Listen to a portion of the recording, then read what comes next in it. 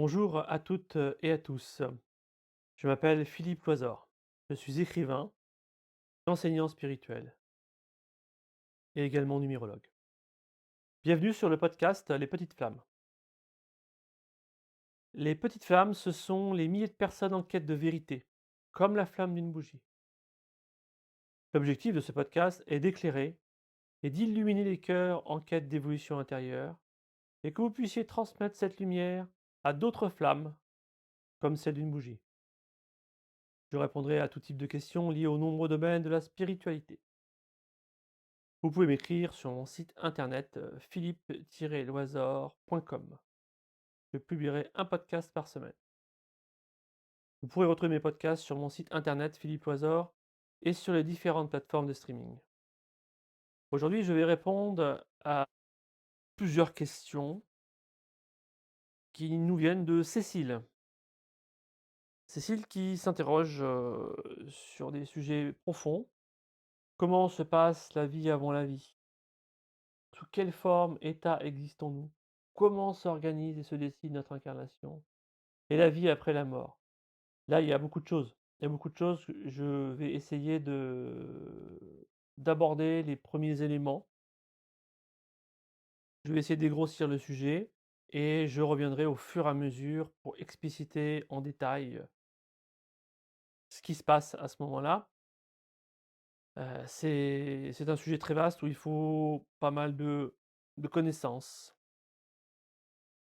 Comment se passe la vie avant la vie? Bah, la vie avant la vie, nous existons, toujours en fait. La mort, n'est qu'un passage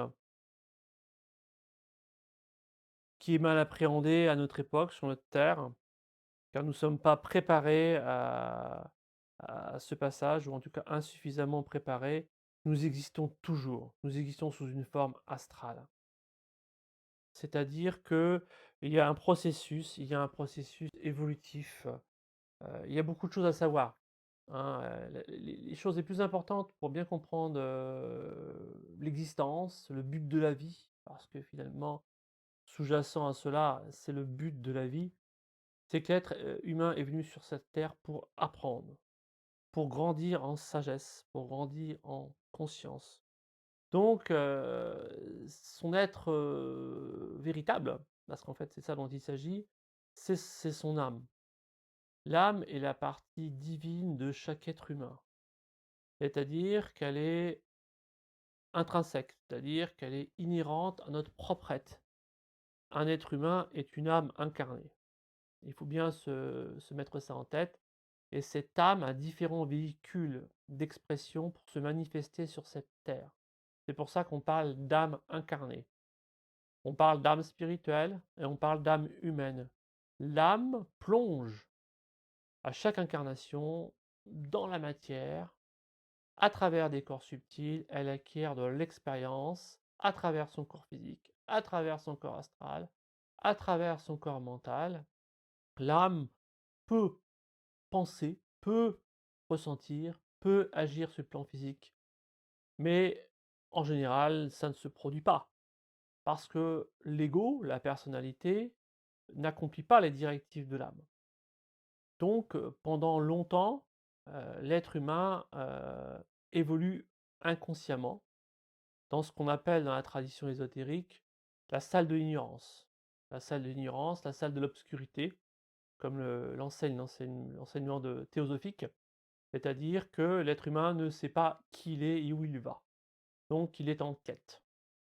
Donc avant de s'incarner, nous existons sous une forme subtile, mais nous existons déjà.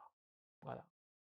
Nous n'avons pas conscience que nous sommes l'âme et cette âme est la véritable conscience. C'est un noyau spirituel en chaque être humain et ce noyau est bien connu, des enseignements théosophiques, hein, qui sont des enseignements spirituels qui nous viennent de la nuit des temps, qui nous viennent de fin fond des âges. Les enseignements spirituels sont tous différents, peuvent être parfois différents sur la forme, mais sur le fond sont tous identiques. Donc l'être humain est une âme et cette âme a un projet, si on peut parler en termes en ces termes, pour son existence. Elle ramène, une moisson qui vient de ses existences passées, bien connue, en Orient sous le nom de karma et en Occident aussi. Maintenant, on parle aussi la notion de karma commence à être bien diffusée. Ce mot karma ne doit pas faire peur, hein, c'est une loi. C'est une loi qui agit tout le temps en permanence, 24 heures sur 24, à chaque seconde qui passe. C'est lié à ce que nous faisons. Toutes les pensées que l'on a, les sentiments que l'on a, toutes les actions que l'on mène, ont une direction, positive ou négative, et ce que l'on fait aura toujours une conséquence. Donc, quand on est sur le plan, astral, la vie avant la vie, comme tu dis, Cécile, nous sommes dans un état vibratoire qui correspond à un état de conscience que l'on a atteint. Donc on vit dans un autre monde, un monde plus subtil. Car en réalité, il y a plusieurs mondes, plusieurs étages, plusieurs états vibratoires. Le monde physique, nous le connaissons bien, mais il y a le monde astral, le monde mental. Le monde mental qui est particulier parce qu'il se subdivise en 2 parties, on va dire, le monde mental inférieur et le monde mental supérieur, qui est celui du plan de l'âme. Alors ce que j'aimerais bien aussi, vous expliquer, c'est que, bien que les enseignements que je diffuse soient des enseignements qui viennent de l'être, qui vont être assimilés par votre, intellect, par votre mental, ce sont, des enseignements qui vivent. Actuellement, on fonctionne beaucoup avec l'intellect et on cherche à analyser, constamment analyser ce que va dire, l'interlocuteur. Et d'emblée, j'aimerais, commencer à vous éviter cet écueil et j'y reviendrai certainement souvent, parce que le mental est ce qui bloque l'évolution spirituelle. Hein, le mental qui est toujours dans la comparaison, le mental qui est toujours dans l'analyse. Et là, ce que j'aimerais, c'est que ce soit votre cœur qui reçoive cet enseignement et non votre mental. Voilà. Que vous ressentiez ce qui est dit. Alors, au passage, j'en profite pour dire que tout ce que j'enseigne est issu de ma propre expérience, que vous pourrez retrouver sur mon site internet où j'explique ce que j'ai vécu et ce qui attendra effectivement l'humanité dans des temps plus ou moins lointains. C'est qu'on peut évoluer spirituellement dès maintenant et acquérir de la conscience en accédant à de la connaissance. La connaissance spirituelle qui vient de l'être, c'est-à-dire qui vient des plans subtils. Donc quand on est sur le plan astral, on est dans un état vibratoire. En fait, il y a plusieurs, champs de conscience dans les plans subtils. Donc si on essaie de faire un déroulé, incarnation, hein, l'être s'incarne, l'âme s'incarne, votre être véritable s'incarne, avec des véhicules subtils qui ont atteint un certain stade de vibration. C'est-à-dire que vous avez tous un corps mental, un corps astral, un corps physique, et que ce corps mental, ce corps astral, ce corps physique, il a atteint un niveau d'évolution. Voilà. Mais ce niveau d'évolution, c'est l'âme qui est derrière en fait. C'est l'âme qui est derrière. Et c'est-à-dire que votre moi qui pense, qui ressent, qui agit dans la vie quotidienne, en fait, derrière, l'état vibratoire supérieur, c'est l'âme. Et c'est pour ça que c'est si important de se faire, guider par ce qu'on appelle la voix de l'âme. La voix de l'âme, c'est, pour faire simple, c'est la voix de l'intuition. Voilà. Donc la vie avant la vie existe bien avant la vie. C'est-à-dire, Cécile, tu nous dis la vie avant la vie, tu fais bien le distinguo entre notre vie, matérielle, avec notre vie physique et la vie que l'on peut mener ou que l'on mène sur le plan astral, voire sur le plan mental. Donc sur le plan astral, nous sommes, des êtres existants avec ce qu'on peut dire un corps. Nous avons notre propre corps. Nous pouvons, manier, la substance astrale avec notre volonté. Nous pouvons garder, l'image que nous avions lorsque nous étions dans notre dernier corps physique, lors de notre dernière incarnation. Les lois sont complètement différentes. On oublie, en général, totalement nos existences passées et la forme que l'on va occuper sur le plan astral, c'est une découverte, la plupart du temps et nous avons, en général, peu ou pas l'occasion de découvrir le plan astral de notre vivant. C'est-à-dire que nous sommes occupés à travailler sur le plan physique. Mais nous devons aussi, dans certains cas, commencer à préparer une évolution spirituelle et ceux qui l'ont commencé ont des capacités spirituelles ou des capacités psychiques, voilà, qui sont 2 choses différentes, hein. Donc certains reviennent avec, des capacités psychiques, telles que la médiumnité. Certains reviennent avec, une intuition forte. Certaines reviennent avec des capacités de clairaudience ou de clairvoyance. Voilà. Donc nous avons la possibilité de contacter les plans subtils. Donc lorsque nous quittons cette terre par le passage qu'on appelle la transition ou heu, la mort d'ailleurs qui au passage, est un mot, qui fait peur parce qu'il y a une charge sur ce mot, une charge liée à un égrégore, liée à la pensée, liée aux nombreuses incarnations que nous avons eues. La mort, fait peur. Mais en fait, quand nous quittons cette terre, la mort, c'est en fait l'entrée dans la vie. Voilà. C'est-à-dire que nous quittons le champ de l'expérience terrestre et nous revoyons effectivement tout ce que nous avons fait sur cette terre. Et nous le voyons du point de vue de l'âme, hein, car c'est l'âme qui va passer en revue tout ce qui a été fait dans l'existence terrestre. Et donc, ça marche dans les 2 sens, c'est-à-dire que lorsque nous nous incarnons, nous voyons, ce qui nous attend, c'est-à-dire que certains appellent le plan de vie, ce qu'on appelle le destin. C'est-à-dire que, on voit ce qui nous reste à apprendre et à parcourir. Donc en fait, quand nous voyons cela, ça nous fait penser, ou en tout cas moi je pense immédiatement, on pense au seigneur du destin, au seigneur du karma, qui sont les grands êtres, qui s'occupent des destinées humaines.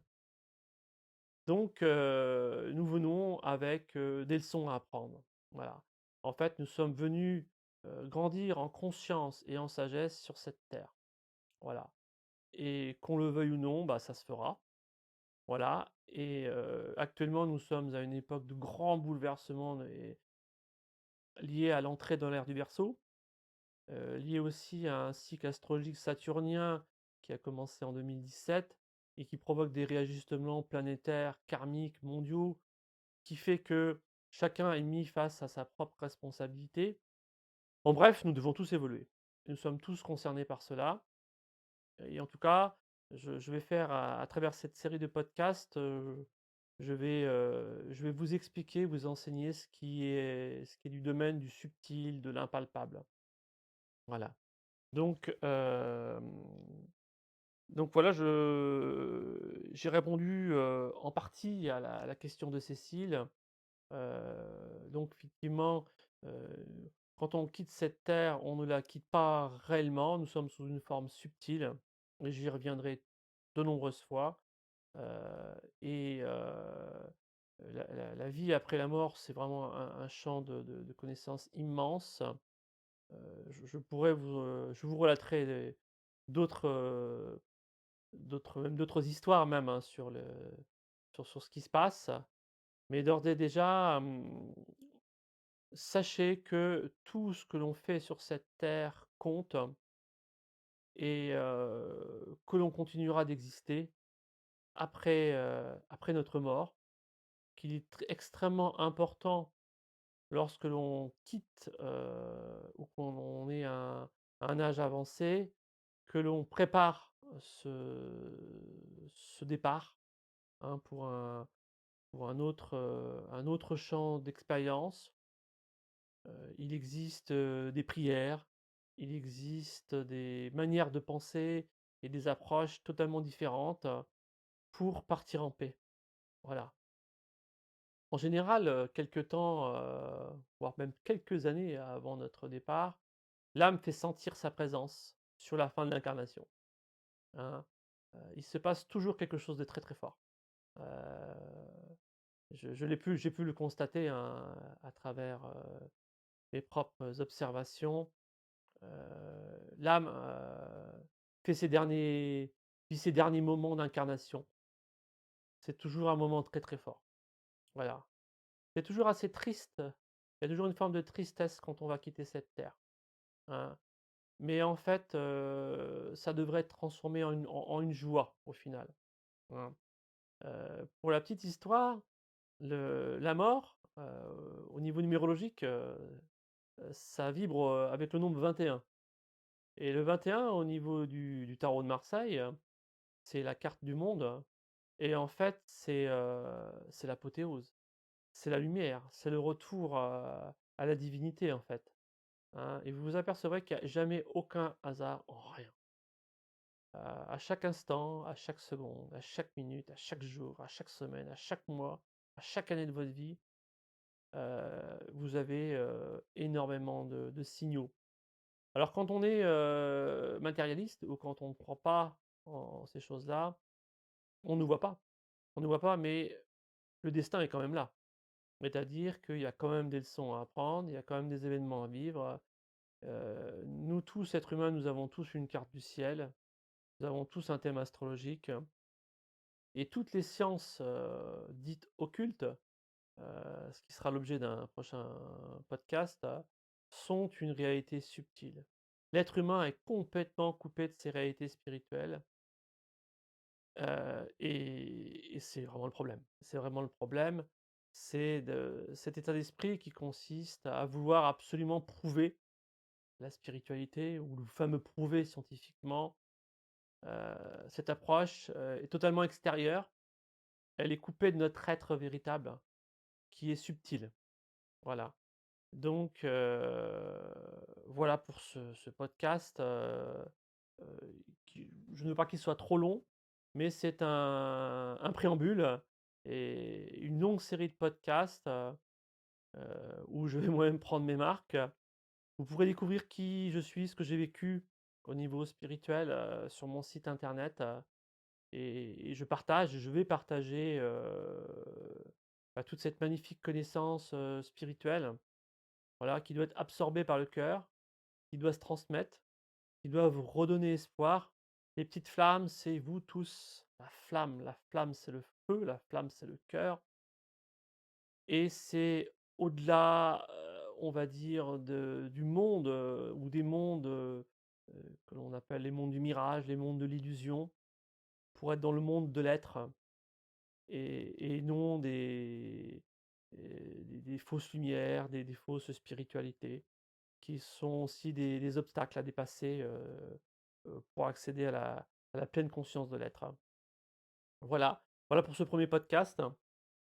Réécoutez-le et puis, je vous donne rendez-vous, hein, pour un prochain podcast, avec l'émission Les Petites Flammes. Les Petites Flammes, c'est vous tous, et vous devez transmettre cette lumière intérieure, cette lumière profonde, qui est la réalité en chacun.